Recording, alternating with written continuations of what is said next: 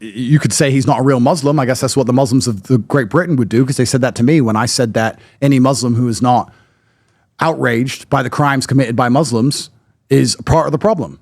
And this is the identity politics problem, right? We had this with blacks and George Floyd, et cetera, and all these things, and BLM. If a black person commits crime, then black people should stand up and say, I don't care if he's black, he committed a crime. Yep. But when you have people who rally around somebody purely because of their religion or the color of the skin, irregardless of their actions, that's how you foster hate. Welcome back, everyone. Andrew Tate was on the PBD podcast discussing the downfall of the UK and how immigration plays a huge part of that. I am shocked with the things Andrew was saying about British Muslims. Let's get straight into it. You've been a Muslim now for what, 2 years? I want to say 2 years, 2.5 years, something like that. How much do you link that to the issues that UK is facing? So the UK does have a problem where a lot of the culture is being eroded, and it's being eroded by an Islamic immigration. And this is going to make Muslims mad when I say it, but I understand why the native Brits feel threatened by that and are unhappy with that. When you talk about crime statistics, it's difficult because you can do the same thing with black people in the United States. But black people are a part of the United States. It's seen as racist to say that there are a lower percentage of the population, but they commit more of the crime. But you can do the same with black people in the United States. But black people live here, and they're always going to live here. I like to be ultra realistic about all things. And I like the idea of Britain retaining its culture and feeling like England. A lot of the stabbing that happens in the UK isn't from Muslims particularly. It's actually from Christians from Africa. A lot of it's third worlders. A lot of it's black youths inside of London who do most of the stabbing, the majority of it. So I think we have a huge disconnect here that we have to discuss.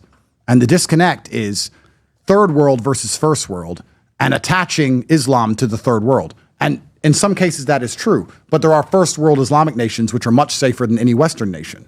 So you have a lot of third world Christians which are coming in, committing heinous crimes. The Southport killer, he was from Rwanda, I believe he's a Christian family, and he killed 4 or 5 little girls, stabbed them to death recently. That's what caused all the riots. Rudy Kabena, the guy from the Taylor Swift concert. Correct. But his father was from Rwanda, but his father had some crazy stuff. He had a Al-Qaeda training. Manual, that's right. But there's a whole bunch of Christians who are people coming from the third world which are committing crimes as well. I'll be honest with you, it's actually interesting when we attach Islam to these things. If you go to the UAE or Qatar or Bahrain, these countries have extremely strict immigration policies. They're extremely strict about Islamization and extremism and radicalization.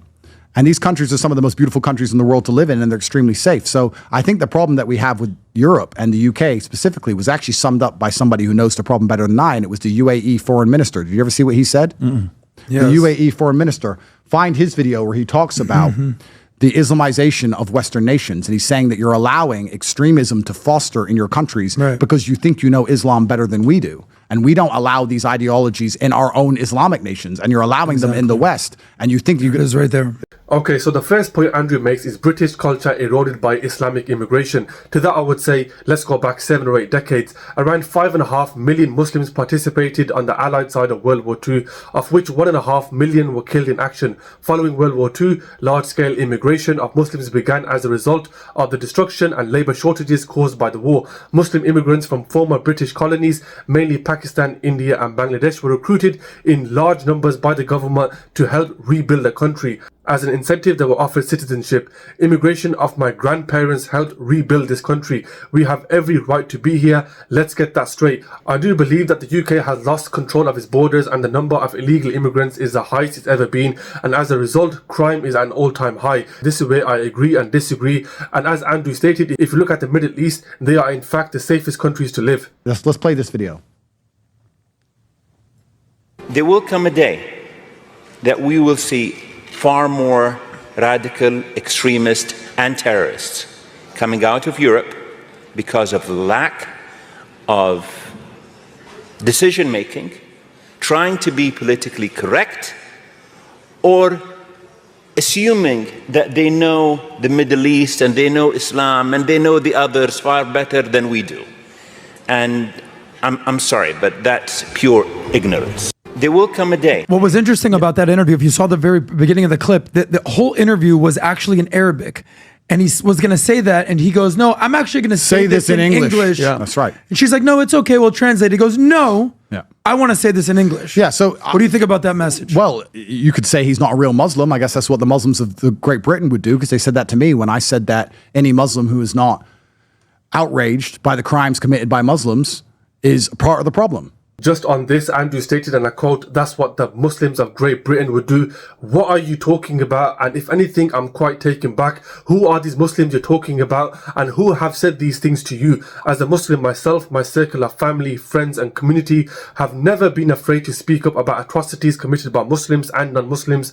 Don't label all Muslims the same. There may be a minority of people somewhere in the country who are afraid to speak up, but the majority of us are not. Don't think we're fickle and weak. And this is the identity politics problem, right? We had this with blacks and George Floyd, et cetera, and all these things, and BLM. If a black person commits crime, then black people should stand up and say, I don't care if he's black, he committed a crime. Yep. But when you have people who rally around somebody purely because of their religion or the color of the skin, irregardless of their actions, that's how you foster hate. If you want to give racists what they want, and I'm part black, part white, if you want to make white people hate black people, all that takes is for black people to defend a black person who breaks the law. Now they're like, well, all you black people are a problem because this guy was a criminal and you're sticking up for him. So what I was saying is that the Muslims who complain that Islam is hated in the West, they're making it worse by sticking up for grooming gangs and serial murderers. I don't care what race or religion you are. If you're killing little girls, you're a scumbag. And in an Islamic nation, you would face the death penalty. So I don't care if it doesn't make me a real Muslim for that. I don't care. But I will be honest. I'll be very honest. What he said is extremely interesting. Because when I say these things online, I get no pushback and no hate from the Gulf Arabs. I get no pushback and no hate from the first world Muslims. None of that. It's only from the extremists. And the extremists are all living in Bradford. They're all living in the UK. It's really interesting that the most extreme points of view I get for the things I say about Islam are from England. It's never from the Islamic or the Arabic world. I saw another really interesting thing, actually. I'd like someone to find it. It was a post I saw on Twitter from a Pakistani guy. And he said, I'm from Pakistan, I live in Islamabad, and I was recently in Birmingham, and it felt more Islamic, and it was more backward thinking than anything you would see in Pakistan. He said, Islamabad is a far more liberal place to live than Birmingham, UK. He's saying the Pakistanis who are still in Islamabad are less Islamic and less extreme about things than those inside of Birmingham, UK. So you can have a conversation about all of these things. It's a long and detailed conversation. It'll get me in a lot of trouble. And as I'm only 2.5 years into Islam, I don't know all of the ins and outs. There's other people who know it better than me. This guy is talking straight up BS. That's from one Muslim to another. Andrew, if you ever watch this video, don't throw an entire region or country of Muslims under the bus. I do not know the type of Muslims you're hanging about with, but what you're describing here does not represent Muslim values or Islam. I have never come across anyone personally who has openly stated that they think grooming gangs and serial killers are okay. I'm shocked you would openly state this opinion about all British Muslims. You then go on to state, and I quote, all extremists are living in Bradford. Mate, what planet are you on?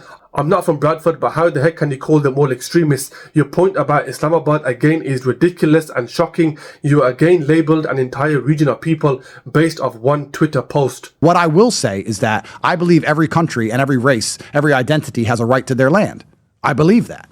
I believe that the British people have a right to have an England for British people that feels like England. You can argue what a British person is. Perhaps the definition may be slightly changing, but you would argue that Great Britain has a Christian heritage. And I don't think there's anything wrong as a Muslim to say that Great Britain is a Christian country. It's always been a Christian country and it should remain a Christian country. I believe that. I like that they let me visit. That's fine. I would never go to the UAE and say this should be a Christian nation. I would never do that. So why do we do it the other way around? It just seems hypocritical. But that's the point, though. That's the point what a lot of people are making. If you want to live in a place that majority is Muslim, go there. You can move there. If you want to live in a place that's got the traditions, let them stay there, right? That's the whole argument about nationalism. Like if you're proud of your country, no, you shouldn't be proud of your country. No, but that only applies to white people. And I'm one of the champions of this, even though the hardcore racists on Twitter hate me because they call me mulatto and mixed race and all these things. I don't care. I'm going to champion for it anyway. Only white people are not allowed to love themselves, love their race, and love their countries. Everyone else is. White people are the only ones who could do it. Mm-hmm. If anyone else flies a flag or says we're from wherever, or we're this color, or we're this religion, we want it, it's fine. When white people do it, it's instantly demonized. White people are the only people who are expected to give up their lands. And it's actually quite, and I say this as a half white man, half black man, it's very obvious. It's very obvious for me to see. And the European countries, you could argue that America was founded multiracially. You could argue that. But the British people are a type of people. They're an ethnicity. They're a type of people from one place and one part of the earth. And once they lose it, they have nowhere else to go. That's all they have. And they're being replaced in real time. And their leader, Keir Starmer, is letting it happen. And if you talk about it, you go to jail. All of this is happening right now. And unless the men do something and replace him with somebody who cares, they're going to be replaced. That's the bottom line of it. I can then argue, I can move on to the point that, we all get what we deserve in this life and that the strong destroy the weak. We could argue that point. I could sit here and say, well, white people, if you get replaced, you deserve it because you didn't do anything about it. I could make that argument, but that doesn't mean it's not happening. White people are being replaced in their host nations. That's obvious for me to see. I don't think anyone can argue against that point. People try. But people that's also a fair argument, though. No, it's a very fair argument, but that upsets people. Or they deny it's happening. But it is happening. White people are going extinct. Yep. You are going extinct. And then when you tell people this, they have lots of different answers to it.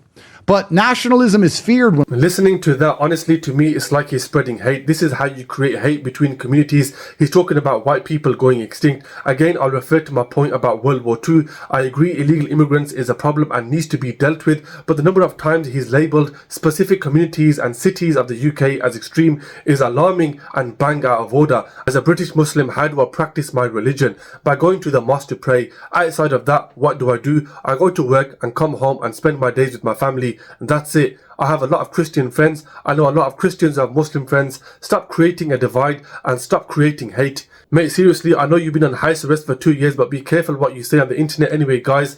Let me know your thoughts in the comment section below. Thanks for watching. Support me by liking and subscribing. And I'll see you in my next video. Peace out.